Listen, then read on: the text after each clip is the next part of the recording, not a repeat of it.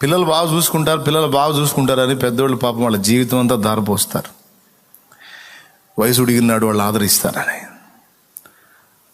కానీ వాళ్ళకి రెక్కలు వస్తాయి, వీళ్ళకి రెక్కలు ఊడిపోతాయి. ఈ దశలో చాలామంది తల్లిదండ్రులకు గుండె కోత మిగులుద్ది. ఎందుకు తెలుసా? నమ్మకంగా తీసుకెళ్ళి ఏ వృద్ధాశ్రమాలకు అప్పచెబుతారు, లేదా అలాగే ముసలోళ్ళు వదిలిపెట్టి వెళ్ళిపోతారు. బతికితే బతకండి, సస్తే సావండి అని. చాలామంది తల్లిదండ్రులకు గుండె కోత పిల్లల్ని నమ్మి. అదే వాళ్ళు చేయగలిగే శక్తిలో ఉండి చేయగలిగే ఉపయోగపడే పరిస్థితుల్లో ఉంటే వాళ్ళని కూడా తీసుకెళ్తారు. ఎందుకంటే ఇంట్లో పని మనుషులు పని లేకుండా ఇల్లు చేస్తారు ఏదో ఒకటి. అది చేసే పరిస్థితి లేకుండా మంచాన కంచాన పడి ఉన్నారనుకో, ఆ ముసలమ్మ ముసలోడు పడి ఉంటే వదిలేసి వెళ్ళిపోతారు. ఆ ముసలోడు పడిపోయి ముసలమ్మ తిరుగుతూ ఉంటే, లేదా ముసలమ్మ పడిపోయి ముసలోడు తిరుగుతూ ఉంటే ఎవరో ఒకరు చూసుకుంటూ వదిలేసి వెళ్ళిపోతారు. అసలు ఇద్దరు పడిపోయిన వాళ్ళు కూడా వదిలేశారండి. మొన్న చూశాను, నేను ఏడిచాను. ఒక ఊర్లో ఇద్దరు, ఆయనకి 70 ఏళ్ళు, ఆయనకి 75 దాకా ఉన్నాయి, ఆమెకు 70 దాకా ఉన్నాయి. ఇద్దరు ముసలోళ్ళు. టీవీలో చూపించారు, చూడలేదా? పిల్లలు ఉన్నారు, చాలామంది పిల్లలు ఉన్నారు వాళ్ళకి. ముసలోళ్ళు పాపం. ఇద్దరికి వచ్చింది బలహీనత, జ్వరం వచ్చింది. 3 రోజులు ఎప్పుడు తిరుగుతూ ఉండేవాళ్ళు. 3 రోజులు ఇద్దరు చెరువు మంచం మీద పడిపోయారు, బయటికి రాలా. 3 రోజుల తర్వాత ఇంట్లోంచి వాసన వస్తుంటే వెళ్ళి డోర్ తీసి చూస్తే ఇద్దరు చచ్చిపోయి ఉన్నారు, శవాలు వాసన వస్తున్నాయి. ఏరి కన్నబిడ్డలో. ఒక్క నిజం చెప్పనా, వాళ్ళు ఎందుకు చచ్చిపోయారు తెలుసా? జ్వరం వచ్చి వాళ్ళు లేవలేక పడిపోయి ఉంటే వాళ్ళకి ఆహారం పెట్టే దిక్కు లేక చచ్చిపోయారు.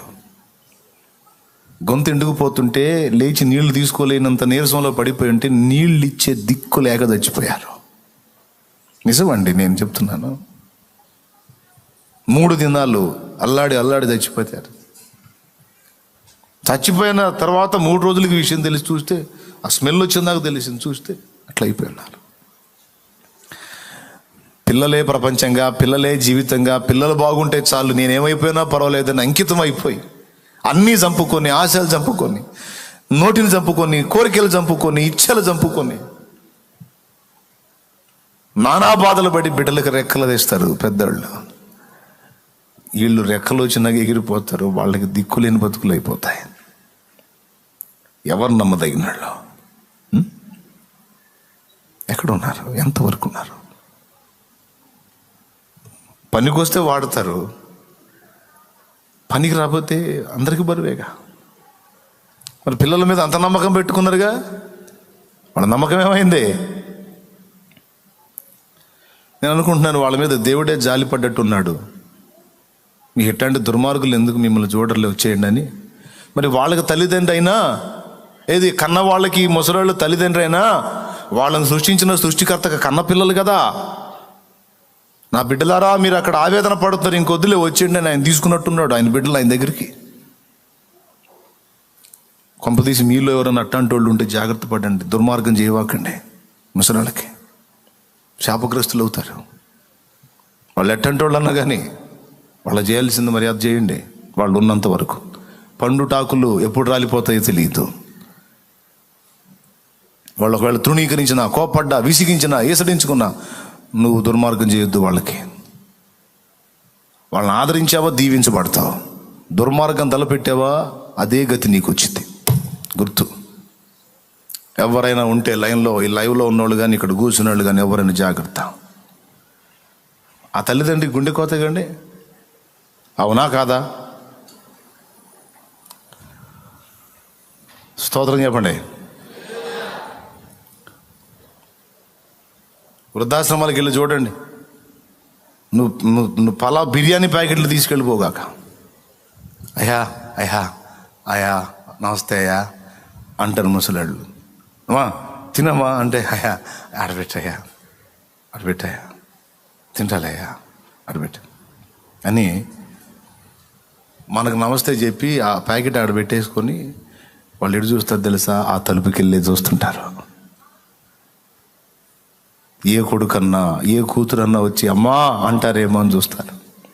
ఏ మనవడన్నా ఏ మనవరాలన్నా వచ్చి అమ్మమ్మ తాతయ్య అంటారేమో చూస్తుంటారు. నాయనమ్మా తాతయ్య అంటారేమని చూస్తుంటాడు కళ్ళు. ఎవరు రారు. మళ్ళీ వీళ్ళు లేకుండా వాళ్ళు లేరు. నువ్వు బిర్యానీ పెట్టు, నువ్వు పదార్థం పెట్టు, గొప్ప పదార్థం పెట్టు, ఎగబడి తినరు. ఇంకా కొంతమంది తల్లులు చూశాను, ఆ వృద్ధాశ్రమంలో ఉండి ఆళ్ళీళ్ళు వచ్చి ఇచ్చిన డబ్బులు దాచిపెట్టి ఆ కూతురు ఆ కొడుకు పలకరీయటానికి వస్తే వాళ్ళ చేతుల్లో పెట్టి పంపించే తల్లిదండ్రులను చూశాను. వీడికి నేను ఎందుకు ఇవ్వాలి, వీడికి నేను ఎందుకు చేయాలి అనుకోరు వాళ్ళు. వీడు నన్ను తీసుకొచ్చి ఇక్కడ పడేసాడుగా అనుకోరు వాళ్ళు. పోనీ తీసుకో, ఇది తీసుకొని పో అనేవాడు. నాకు తెలుసండి, దేవుని కృపను బట్టి లోకంలో చాలా విషయాలు చూశాను నేను. నా వయసు కొంచెం తక్కువే కానీ ఫుల్ అనుభవాన్ని ఇచ్చాడు దేవుడు కృపతో. దేవునికి మహిమ కలుగును గాక.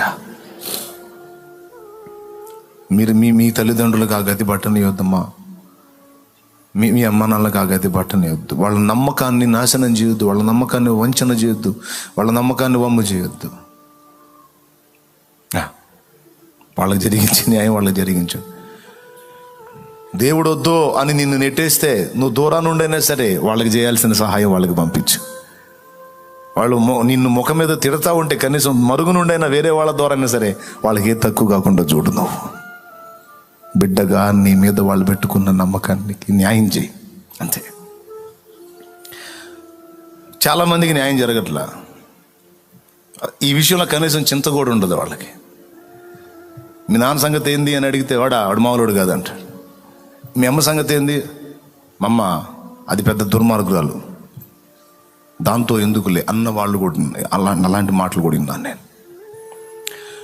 మీ అందరికీ ప్రేమతో చెప్తున్నాను, అట్లా ఎప్పుడు ఎవరు చేయకండి, జాగ్రత్త. మంచిది కాదు అది. కానీ ఫ్లోలో వచ్చింది అందుకే చెప్పాను.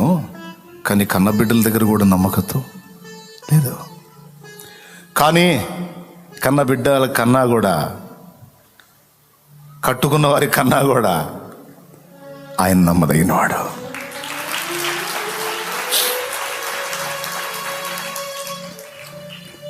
విరిగిన దానిని లోకంలో ఎవరు కోరుకుంటారు? వాడు తీసుకెళ్ళొచ్చుగా. ఈ ముసలి వాళ్ళని మా మీద పడేస్తాడు, వాడు తీసుకెళ్ళొచ్చుగా. వాడు పుట్టలేదా? వాడిని కూడా కన్నదుగా. మరి వాడు తీసుకెళ్ళడింది మాకు బాధ ఎన్నో ఉంటే మాకు మానెత్తినేస్తాడింది. ఈ గుంపుని ఎక్కడెక్కడ గుంపుకు మేము ఆడబెట్టేమి. మౌనంగా, అయ్యా పెద్దోడా నీ దగ్గరికి వెళ్ళమంటుందిరా. నా దగ్గరికి ఎన్ని నీళ్ళు ఉంటారు ఏంది? ఎన్ని నీళ్ళు ఉంటారు నా దగ్గర? మన ఉన్నారుగా, ఇప్పుడు వాళ్ళ దగ్గర ఉండాలి. మరి వాదన, వీళ్ళేం గోవల్లాగా చూస్తూ ఉంటారు. పెద్దోడికి వెళ్ళి ఎందుకు వీళ్ళ భారం మోయాలి? ఈ విరిగిపోయిన వస్తువులు వాడకానికి పనికిరావు. విరిగిన దానిని లోకంలో ఎవరు కోరుకుంటారు? విరిగిన మనసును వాడుకునే. నేను చెప్తున్నాను, ఈ పాట నాకు యేసయ్య ఇచ్చినప్పుడు నేను ఒక పెద్ద ఆయన దగ్గర కూర్చొని రాశాను, ఒక ముసలాయన దగ్గర కూర్చొని రాశాను. దేవుని కృపను బట్టి ఆయన నా దగ్గరే ఉన్నాడు. ఆ రోజు ఏదన్నా ఒక పాట దేవుడు ఇవ్వాలని ప్రార్థన చేసుకొని అన్ని ముందు పెట్టుకొని పాట తయారు చేయడానికి కూర్చుంటే ఎంత కుస్తీలు పడ్డా పాట రాలా. క్యాసెట్కి సమయం వస్తుంది, పాట చేయాలి. ఏసయ్యా పాటి 2 గంటలు కుస్తీ పడ్డా పాట రాలా. వాళ్ళు అక్కడే కూర్చొని తిప్పలు పడుతూ ఉందని నేను గదిలోంచి బయటకు వచ్చా కంజర తీసుకొని. ఈ పెద్ద ఆయన కనపడ్డాడు, ఆయన దగ్గర ఇంకొక చిన్నోడు కనపడ్డాడు. చిన్నోడికి నరాల బలహీనత, పెద్ద ఆయనకి ఇంకొక బలహీనత. ఇద్దరికి కుటుంబ సభ్యులు ఉన్నారు, కానీ ఇద్దరు వదిలేశారు, వచ్చి సన్నిధిలో ఉన్నారు. వాళ్ళ మధ్యలోకి వెళ్ళి కూర్చున్నా. వాళ్ళ ముఖాల్లో చూసి వాళ్ళలాగా నేను ఫీల్ అయ్యి వాళ్ళ అనుభవాల్లోకి నేను వెళ్ళి పాడుకున్న పాట అది. దేవునికి స్తోత్రం కలుగును గాక. నిజంగా వాళ్ళ ప్లేస్లో నేను ఉంటే ఎలా నేను దేవుణ్ణి వేడుకుంటాను. దేవుడి సన్నిధి లేకపోతే వాళ్ళు ఎక్కడ బతుకుతారండి? దేవుడి సన్నిధి కూడా వాళ్ళకి ఆశ్రయం ఇచ్చి అంత అన్నం పెట్టి వాళ్ళని ఆదరించకపోతే వాళ్ళు ఎక్కడ బతుకుతారు? ఎక్కడ అనాథ శవాలు అయిపోతారు.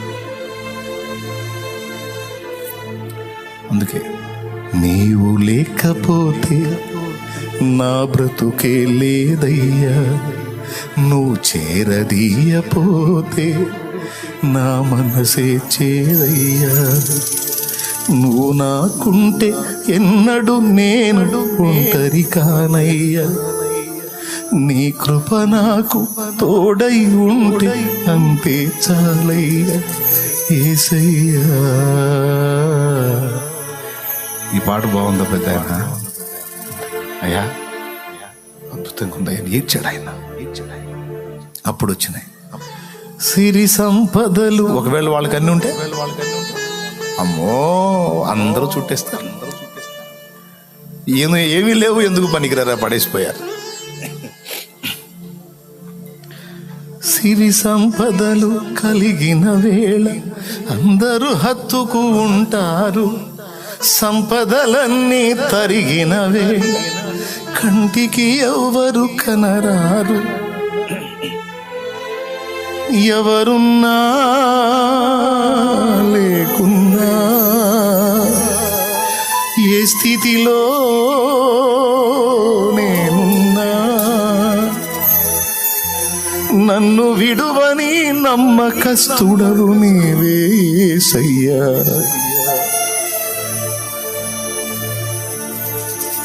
విరిగిన దానిని లోకంలో ఎవరు కోరుకుంటారు, విరిగిన మనసును వాడుకునే నీతో ఎవరు సరినారు. వాళ్ళని తీసుకొచ్చి ఇక్కడ వాళ్ళ చేత పాటలు పాడించి వాళ్ళ చేత దేవుడు మహిమ పొందుతున్నాడు, ప్రార్థనలు చేయించి. ఏమయ్యా, వాళ్ళని చేరదీయటమే కాకుండా వాళ్ళ చేత ప్రార్థన చేయించి వాళ్ళ చేత స్తుతి పొందుతూ వాళ్ళని కూడా వాడుకుంటున్నావేమో. విరిగిన దానిని లోకంలో ఎవరు కోరుకుంటారు, విరిగిన మనసును వాడుకునే నీతో ఎవరు సరిరారు. దీనులను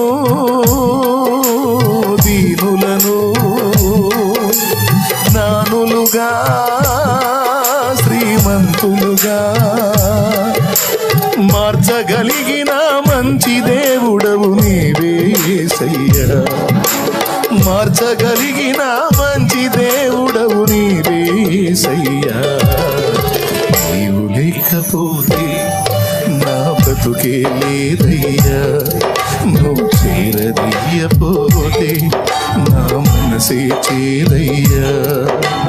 నీవు లేకపోతే నా బ్రతుకే లేదయ్యా, నువ్వు చేరదీయపోతే నా మనసే చేరయ్యా. నువ్వు నాకుంటే ఎన్నడు నేను ఒంటరి కానయ్యా, నీ కృప నాకు తోడై ఉంటే అంతే చాలయ్యా. నువ్వు నాకుంటే ఎన్నడు నేను ఒంటరి కానయ్యా, నీ కృప నాకు తోడై ఉంటే అంతే చాలయ్యా యేసయ్యా, యేసయ్యా.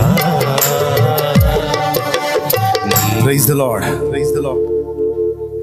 ఇలా ఏ కోణంలో చూసినా మనుషులు కొంతవరకే నమ్మదగిన వారు కానీ కంప్లీట్గా నమ్మదగిన వారు కాదు. 100% 200% నమ్మదగిన వాడు యేసయ్య. ఆయన నమ్మకమైన వాడు, నమ్మదగిన వాడు. దేవుడు ఒకనికి తోడై ఉంటే విశ్వమంతటిలోకి నమ్మకమైన వాడు తోడున్నట్టు. దేవుడు ఒకనికి తోడు ఉంటే విశ్వమంతటిలోనికి బలవంతుడైన వాడు తోడున్నట్టు. దేవుడు ఒకనికి తోడై ఉంటే విశ్వమంతటిలో జ్ఞానవంతుడైన వాడు తోడై ఉన్నట్టు. దేవుడు ఒకనికి తోడై ఉంటే ప్రపంచమంతటిలోకి మనల్ని అత్యధికంగా ప్రేమించేవాడు, అవసరమైతే మన కోసం నిలువున ప్రాణాన్ని అర్పించేవాడు మనకు తోడున్నట్టు. ఇక నువ్వు ఎన్ని చెప్పుకుంటావో చెప్పుకు, అన్నిటికీ ఆయన అర్హుడు. ఆయన ఒక్కడే సమానం, సరిపోయినవాడు. ఇక ఎవరిని ఆయనతో ఈక్వల్ చేయలేము, సమానం చేయలేము, సాటి చేయలేము. ఆయన ఒక్కడే. ఇంత గొప్ప దేవుడు మనకు తోడు ఉంటే ఇంకా కావాల్సిందే ఉంది. దేవుడు మన పక్షమందుండగా మనకు విరోధి ఎవడు? రోమాపత్రిక 8:29 చదువు తల్లి. ఇట్లుండగా ఏమందుము? దేవుడు మన పక్షముగా నుండగా మనకి విరోధి ఎవడు? పక్షముననున్నాడు అన్నా, మనకు తోడై ఉన్నాడన్నా ఒకటే. దేవుడు మన పక్షం వహించాడు, మనకు తోడుగా ఉన్నాడు, మనకు ముందుగా ఉన్నాడు. ఇప్పుడు దేవుడు తోడై ఉంటే ఇంత ఉన్నట్టు మనకి ఏమున్నట్టు? ఒక బలవంతుడు, జ్ఞానవంతుడు, ప్రేమ కలిగిన వాడు, నమ్మకస్తుడు మనకు తోడై ఉన్నట్టు. ఎంతటి దాన్నైనా ఎదిరించగల శక్తివంతుడు. మళ్ళీ కొద్ది గొప్ప శక్తి కాదు, దేన్నైనా. ఇంకా మనకు కావాల్సింది ఏంది చెప్పండి? ఏం కావాలి మీకు? ఏది కావాలన్నా చాలిన వాడు కదా.